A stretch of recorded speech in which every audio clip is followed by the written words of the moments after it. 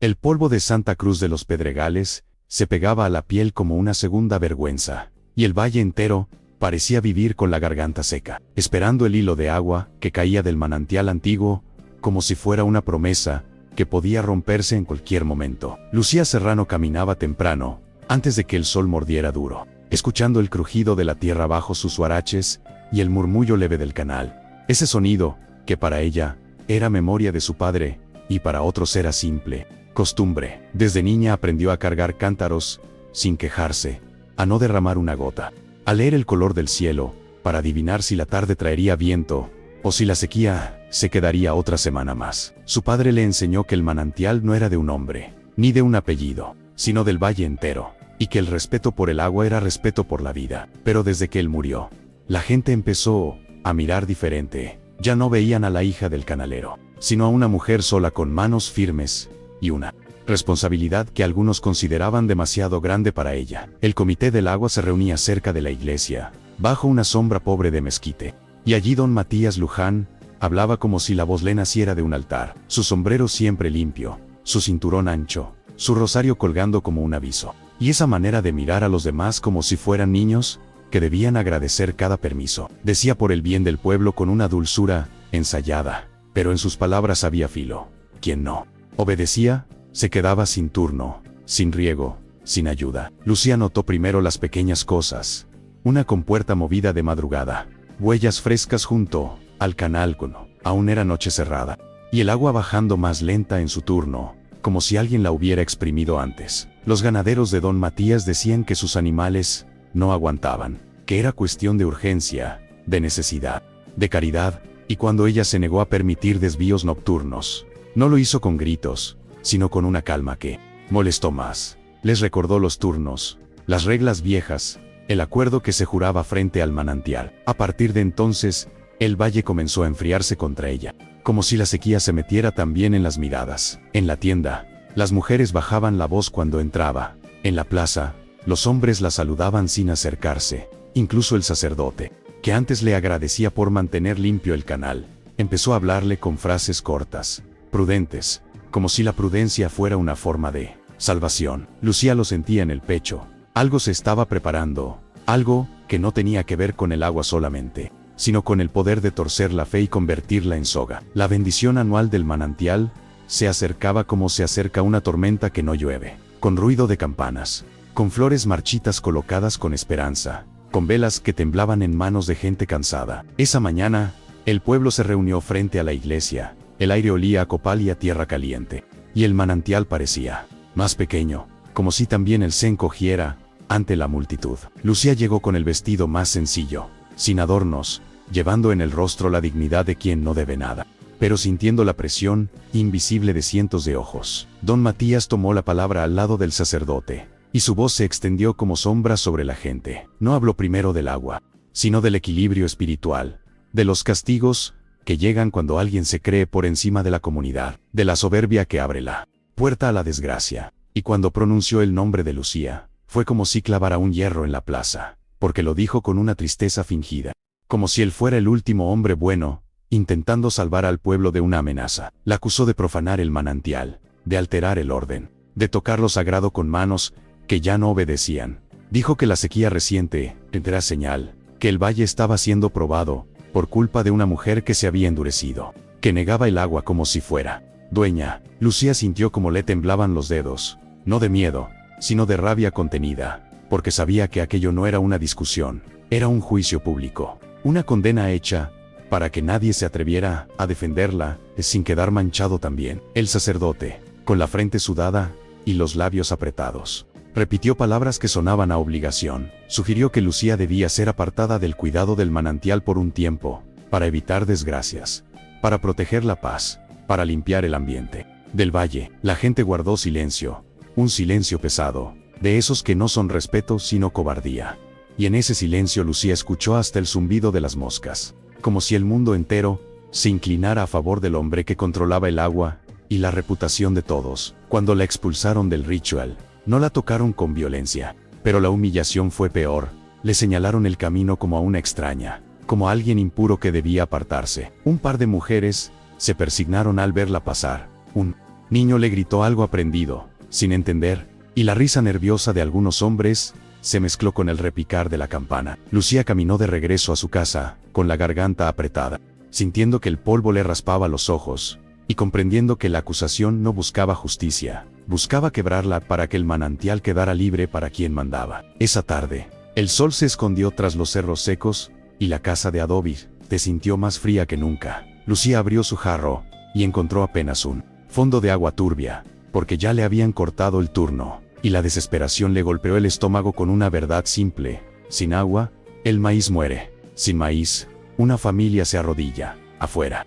El valle seguía su rutina como si nada hubiera pasado, y ese como si nada fue otra forma de castigo, porque le confirmaba que el miedo podía volver normal la injusticia. La noche cayó sobre Santa Cruz de los Pedregales, con un silencio extraño, interrumpido solo por el ladrido lejano de los perros, y el crujir seco de la tierra, que se enfriaba. Lucía se sentó junto a la mesa de madera, iluminada por una lámpara de petróleo, que proyectaba sombras largas en las paredes de adobe, y por primera vez desde la acusación permitió que el cansancio le doblara la espalda. No lloró. El dolor que sentía era más hondo, una mezcla de indignación y lucidez amarga, porque entendía que lo ocurrido no había sido un arrebato, sino una jugada calculada. Al amanecer, intentó acercarse al manantial por costumbre, como quien sigue un camino aprendido por el cuerpo, antes que por la cabeza. No llegó lejos. Dos hombres montados, conocidos por trabajar para don Matías, le cerraron el paso sin levantar la voz, pero con las manos firmes sobre las riendas. Le dijeron que tenía prohibido acercarse, que eran órdenes del comité, que no querían problemas. En sus ojos había una incomodidad torpe, como si supieran que estaban defendiendo algo injusto, pero no se sintieran capaces de negarse. Lucía regresó a su parcela y observó los surcos resecos, donde el maíz comenzaba a doblarse, hojas amarillas como papel viejo. Cada planta caída era una cuenta más en la deuda que don Matías pretendía cobrarle por no someterse. Intentó pedir ayuda a un vecino antiguo, alguien que había trabajado con su padre durante años, pero el hombre apenas abrió la puerta, murmuró una excusa y la cerró con rapidez, como si el simple gesto de escucharla pudiera atraerle una desgracia. Los rumores crecieron con la misma rapidez con la que el agua desaparecía de su vida. Desde el doctor hasta Bizarrón, pasando por ranchos dispersos, se decía que Lucía había manchado el manantial, que su rebeldía había despertado la ira de Dios,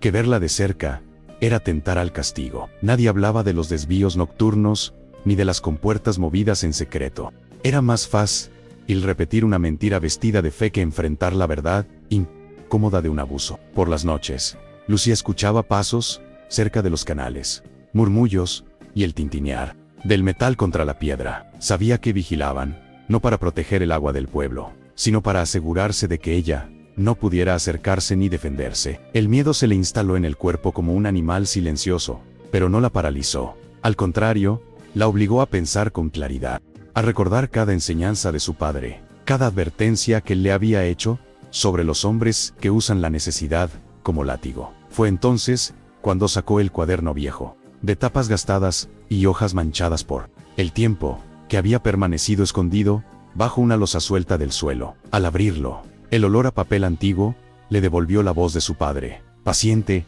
y firme, explicándole cómo leer las marcas en la piedra, cómo anotar cada alteración ilegal, cada noche en que el agua se desviaba sin acuerdo. Esas páginas no eran solo apuntes técnicos, eran memoria, resistencia escrita con cuidado para un día como ese. Lucía pasó horas revisando los dibujos, las fechas, las notas hechas con letra apretada, y comprendió la magnitud del engaño que don Matías había sostenido durante años. No era un abuso reciente, ni un error aislado, era un sistema construido sobre el silencio de todos, alimentado por el miedo a quedarse sin agua. El manantial había sido manipulado tantas veces que la sequía ya no era castigo divino, sino consecuencia directa de la ambición de uno solo. Sin embargo, la verdad no bastaba con existir, tenía que ser mostrada, y ese era el mayor riesgo. Salir a hablar significaba exponerse a más humillación, quizá a la violencia abierta. Lucía pensó en huir, en abandonar el valle y buscar trabajo lejos, pero cada vez que esa idea aparecía, algo más fuerte la detenía, la certeza de que irse sería entregar el manantial por completo a quien lo había secuestrado y traicionar la memoria de su padre. Un atardecer, Mientras recogía las pocas mazorcas que aún resistían, un anciano se acercó lentamente, apoyado en un bastón de madera pulida. Era un cantero viejo, uno de los primeros en ayudar a construir los canales. Alguien había sido fundador del Comité del Agua, antes de que don Matías lo transformara en herramienta de control. El hombre no habló de inmediato.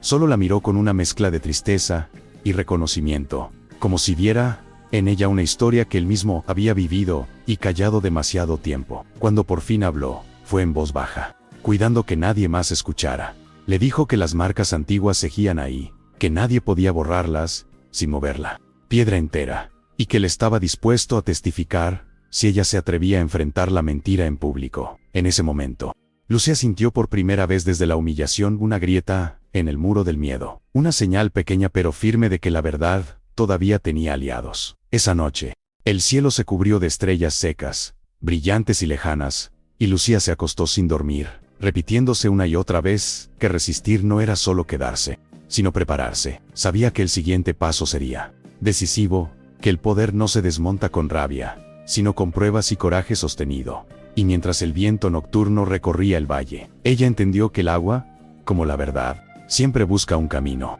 incluso entre las piedras más duras. Los días siguientes transcurrieron con una tensión espesa, que se sentía incluso en el aire caliente del valle. Lucía caminaba con cautela, midiendo cada paso, consciente de que cualquier movimiento podía ser interpretado como desafío. Aún así, comenzó a observar con más atención que nunca. Anotó horarios, escuchó conversaciones a medias en la plaza, reconoció el sonido específico del agua cuando era forzada por una compuerta abierta de Sora. Todo encajaba con lo que el cuaderno de su padre había advertido años atrás. El cantero volvió a visitarla al amanecer, cuando la neblina baja aún se aferraba a los cerros secos como un recuerdo antiguo. Traía consigo un trozo de piedra caliza, marcada con símbolos casi borrados, y se la mostró con cuidado, como si fuera un objeto sagrado. Le explicó que esas señales indicaban los turnos originales del manantial, grabados por los primeros pobladores para evitar abusos, y que don Matías había ordenado mover piedras clave para alterar el curso, sin dejar rastro evidente. Mientras hablaban, Lucía sintió el peso de una responsabilidad que iba más allá de su propia supervivencia. No se trataba solo de limpiar su nombre, sino de devolverle al valle una verdad que había sido enterrada bajo rezos interesados y silencios cómplices. Cada palabra del anciano confirmaba que la injusticia no había sido improvisada, sino sostenida por años de miedo y conveniencia, y que romper ese ciclo exigiría exponer a quienes habían preferido callar. La reacción del pueblo seguía siendo ambigua. Algunos evitaban a Lucía con más cuidado que antes, temiendo ser vistos cerca de ella. Otros la observaban desde lejos, con una curiosidad contenida que mezclaba duda y esperanza. En la iglesia, el sacerdote hablaba de paciencia y obediencia, sin mencionar nombres, pero todos entendían a quién iban dirigidas esas palabras. La fe, convertida en advertencia, se había vuelto un muro más alto que cualquier cerca. Don Matías, por su parte, intensificó su control. Mandó a reparar ciertos tramos del canal con hombres de confianza y organizó reuniones del comité a puerta cerrada, donde se repartían turnos con aparente generosidad para asegurar lealtades. Su sonrisa se volvió más visible en público, más segura, como si quisiera demostrar que nada ni nadie podía tocarlo. Esa arrogancia, sin embargo, comenzó a levantar sospechas silenciosas entre quienes ya sufrían la falta de agua. Lucía decidió que no bastaba con pruebas técnicas. Necesitaba un escenario donde la verdad no pudiera ser ignorada. Supo que la única oportunidad real sería una asamblea pública, convocada con el pretexto de decidir su expulsión definitiva del pueblo. Allí, frente a todos, las marcas en la piedra y el cuaderno de su padre tendrían que hablar por ella, rompiendo la narrativa de pecado que don Matías había impuesto. La preparación fue lenta y discreta. El cantero contactó a otros hombres mayores, antiguos testigos del funcionamiento original del manantial, quienes aceptaron escuchar a Lucía con cautela. No prometieron apoyo inmediato, pero tampoco la rechazaron. Y ese gesto mínimo fue suficiente para mantener viva la posibilidad de un giro. Cada conversación era un riesgo, pero también una semilla plantada en tierra dura. En las noches previas a la asamblea, Lucía apenas dormía. Repasaba mentalmente cada dato, cada marca, cada palabra que diría sin levantar la voz, sabiendo que la calma sería su única defensa contra la acusación de soberbia. Recordaba a su padre señalándole la piedra bajo el sol, explicándole que el agua siempre deja huella, incluso cuando alguien intenta ocultarla. Esa memoria le dio fuerza para enfrentar el miedo que todavía la rondaba. El día anunciado llegó con un cielo opaco y un calor sofocante que parecía presagiar tormenta sin lluvia. La plaza comenzó a llenarse temprano, y el murmullo colectivo se mezcló con el repique seco de la campana. Lucía apareció desde el camino polvoriento, acompañada por el cantero, sosteniendo el cuaderno contra el pecho como si fuera un amuleto. Algunos rostros se tensaron al verla. Otros,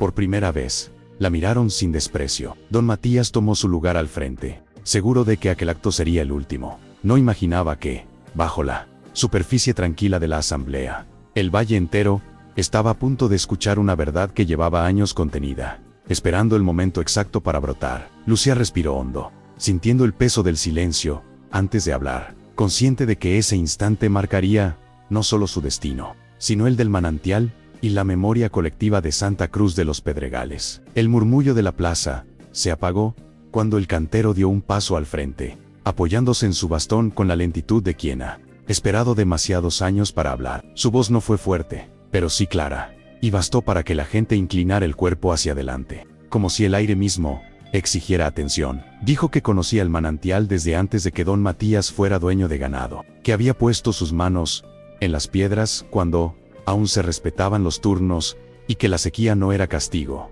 sino consecuencia de desvíos repetidos y ocultos. Lucía abrió el cuaderno con cuidado, mostrando las páginas amarillentas donde la letra de su padre registraba fechas, marcas y cambios precisos en el curso del agua. No acusó con rabia, leyó con serenidad, dejando que cada anotación cayera como una gota constante, imposible de ignorar. La gente comenzó a reconocerse en esos registros, recordando cosechas perdidas, noches de sed, explicaciones vagas que siempre terminaban en culpa ajena. Don Matías intentó interrumpir, apelando a la fe y al orden, pero su voz ya no tenía el mismo peso. El sacerdote miró las piedras que el cantero había colocado sobre la mesa improvisada, y guardó silencio, incapaz de negar lo evidente. Las marcas antiguas, visibles a plena luz, coincidían con lo que Lucía describía, y ese acuerdo entre piedra y palabra desarmó la narrativa de pecado que había sostenido el abuso. Un hombre del público, viejo y encorvado, habló por primera vez en años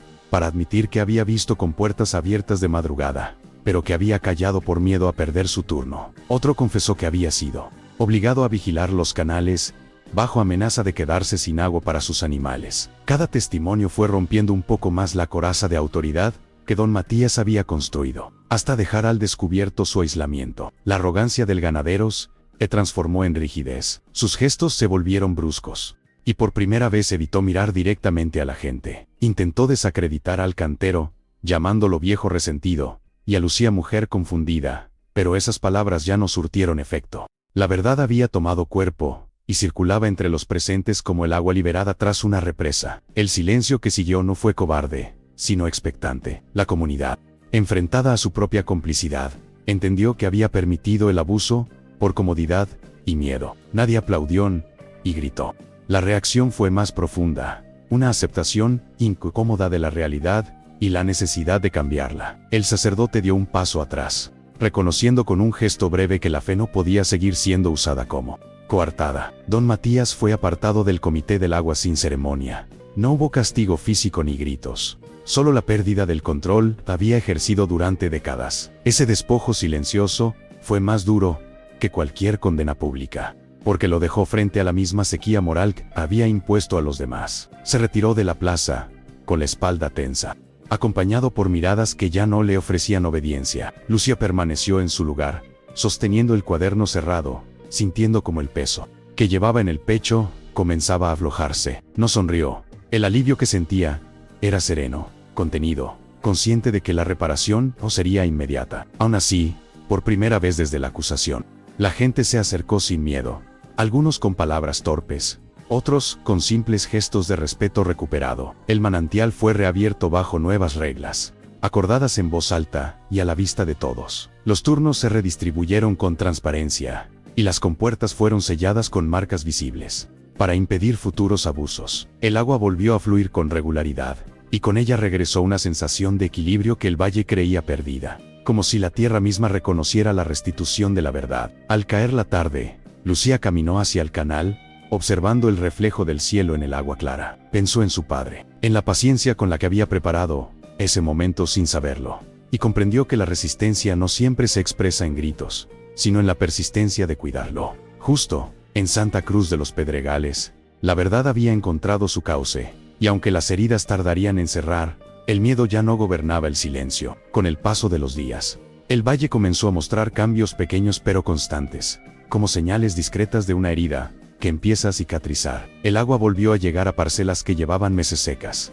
y el sonido del canal recuperó una cadencia conocida, menos forzada, más natural. Lucía observaba esos detalles con cautela, consciente de que la restitución material no borraba de inmediato la humillación vivida y el miedo acumulado en la comunidad. Algunos vecinos se acercaron a ella con palabras torpes, cargadas de culpa tardía. No pedían perdón de forma abierta, hablaban del clima, de la cosecha, del cansancio de los últimos años, como si rodear el tema principal fuera una forma de empezar a reparar sin enfrentarse del todo a su propia cobardía. Lucía escuchaba sin reproche, entendiendo que el silencio también había sido una forma de supervivencia para muchos, aunque no dejara de doler. La iglesia permaneció cerrada durante varios días, y cuando volvió a abrir sus puertas, el sacerdote habló de responsabilidad colectiva y de la necesidad de distinguir la fe del miedo. No mencionó a don Matías ni a Lucía, pero el cambio de tono fue evidente. Para algunos fue insuficiente, para otros, un primer gesto de corrección. La autoridad espiritual, debilitada por su complicidad, comenzaba a caminar con pasos más prudentes. Don Matías, aislado en su propiedad, intentó conservar una apariencia de dignidad que ya no encontraba eco. Sus antiguos aliados evitaban visitarlo, temerosos de ser asociados con su caída. El ganado seguía bebiendo, pero ya no con prioridad ni privilegio. Y esa igualdad forzada lo confrontó con una realidad que siempre había negado: sin el control del agua, su poder se deshacía como tierra seca entre los dedos. Lucía retomó el cuidado del manantial de manera colectiva, compartiendo responsabilidades con otros campesinos que antes no se atrevían a opinar. Las reuniones se hicieron a la vista de todos, sin secretos ni rezos utilizados como amenaza. Cada decisión se explicaba con claridad, y ese ejercicio de transparencia fue tan transformador como el agua misma, devolviendo a la gente una voz que había sido acallada durante años. En su parcela, el maíz comenzó a levantar las hojas, todavía débil, pero vivo. Lucía trabajaba la tierra con una calma distinta, menos urgente, como si cada movimiento fuera una afirmación silenciosa de que había resistido. El cansancio seguía ahí, pero ya no estaba mezclado con la vergüenza, y esa diferencia le permitía respirar con mayor profundidad al final del día. A veces, al caer la tarde, se detenía junto al canal y observaba a los niños jugar cerca del agua sin miedo a ser reprendidos. Ese gesto simple le confirmaba que la reparación no era solo personal, sino generacional. La injusticia había sido expuesta, y aunque no podía borrarse, su recuerdo serviría como advertencia para quienes intentaran repetirla. El cantero, más frágil físicamente, pero tranquilo, visitaba el manantial de vez en cuando para verificar que las marcas siguieran visibles. Decía que la piedra debía recordar, incluso cuando los hombres olvidan. Lucía comprendía ahora el valor de esa memoria material, resistente al tiempo y a las mentiras, y se comprometió a protegerla como parte del cuidado del agua. El valle de Santa Cruz de los Pedregales, no sé, volvió justo de un día para otro, pero algo esencial había cambiado. El miedo dejó de ser norma. Las conversaciones en la plaza recuperaron matices, la discrepancia dejó de ser pecado, y la autoridad comenzó a medirse por servicio y no por amenaza. Esa transformación, lenta y frágil, era el verdadero fruto de la verdad revelada. Cuando la noche volvía a cubrir el valle, Lucía se acostaba escuchando el murmullo constante del manantial, ya sin sobresaltos. Sabía que la vigilancia debía continuar, que el poder siempre busca nuevas formas de imponerse, pero también sabía que ahora existía una conciencia compartida. En ese equilibrio nuevo, el agua y la verdad fluían juntas, recordando a todos que ningún control basado en culpa y silencio puede sostenerse para siempre. El tiempo siguió su curso en Santa Cruz de los Pedregales, y con él llegó una calma distinta, menos ingenua y más consciente. La comunidad aprendió a reunirse sin la sombra de un solo nombre dominando la conversación, y, aunque aún había tensiones, ya no se resolvían con acusaciones veladas ni amenazas espirituales. Lucía participaba en esas reuniones sin imponerse, recordando siempre que el poder que se exhibe con exceso termina deformándose. En más de una ocasión, alguien intentó justificar el pasado diciendo que así habían sido siempre las cosas. Pero esas frases ya no encontraban el mismo asentimiento automático. La experiencia reciente había dejado una marca profunda, y cada vez que alguien apelaba al miedo como argumento, otro respondía con hechos, con turnos claros, con registros visibles. La memoria colectiva comenzaba a funcionar como defensa. Don Matías envejeció de golpe, no por los años, sino por la pérdida de relevancia. Su figura, antes central, se volvió periférica, y el valle dejó de girar en torno a sus decisiones. Algunos decían que se había vuelto más silencioso, otros, que nunca supo qué hacer sin obediencia ajena. Lucía no buscó venganza ni humillación para él, entendiendo que el verdadero castigo había sido la exposición de la mentira que lo sostenía. El manantial, cuidado ahora por varias manos, recuperó un ritmo más justo. Las marcas en la piedra se limpiaban con regularidad para que siguieran visibles, y los niños crecían aprendiendo su significado, no como símbolos de castigo, sino como señales de equilibrio. La enseñanza ya no se transmitía desde el temor, sino desde la responsabilidad compartida. Lucía encontró en esa rutina una forma de reparación íntima. El recuerdo de la humillación pública no desapareció, pero dejó de doler como herida abierta, y se transformó en advertencia interior. Sabía que su dignidad no provenía del reconocimiento tardío del pueblo, sino de haber sostenido la verdad, cuando hacerlo implicaba perderlo todo. En las tardes más calurosas, se sentaba bajo el mezquite cercano al canal, y observaba cómo el agua seguía su curso, sin detenerse a juzgar a nadie. Comprendió entonces que la justicia en el campo no siempre llega con castigos espectaculares, sino con el restablecimiento silencioso de lo que fue torcido. Esa certeza le devolvía una paz austera, firme. La comunidad, al mirarse a sí misma, con menos engaños, empezó a cuestionar otras prácticas sostenidas solo por costumbre. No todas cambiaron, pero el simple acto de preguntarse ya era una ruptura con el pasado. El miedo dejó de ser la herramienta principal para mantener el orden, y aunque el conflicto no desapareció, se volvió más humano, menos destructivo. Una mañana, al ver el maíz crecer con mayor fuerza,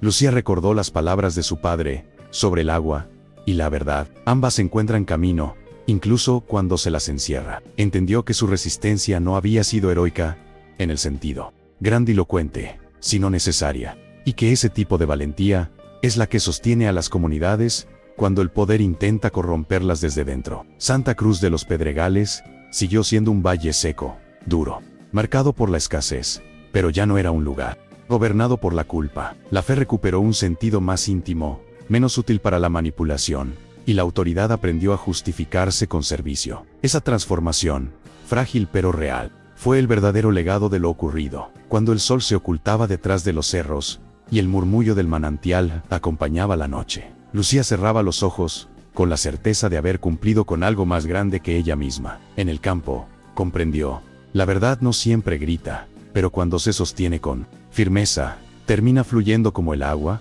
constante, inevitable, capaz de erosionar incluso la piedra más dura.